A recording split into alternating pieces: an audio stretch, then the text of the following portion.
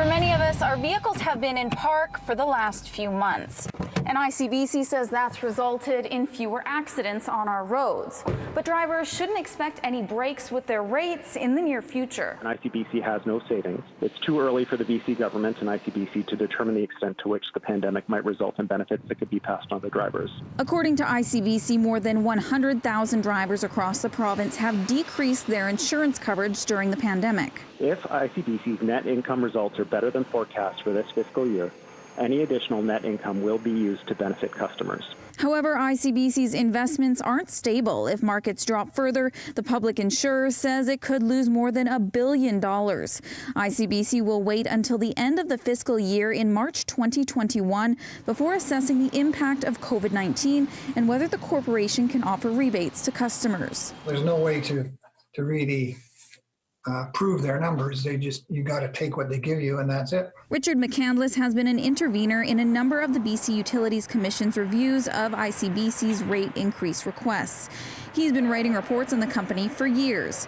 When it comes to any kind of rebate for drivers, he advises not to get your hopes up.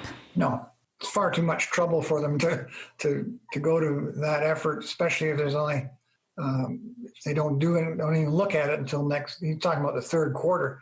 The public won't get to see the third quarter numbers. Again, ICBC is horrible at being accountable to the public. McCandless also says the numbers don't add up.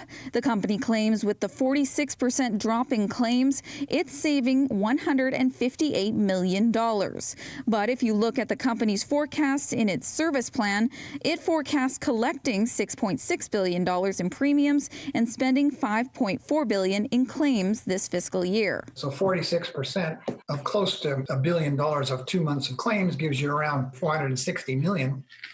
And they came up with 158, saying that's 46%, and it just doesn't make sense.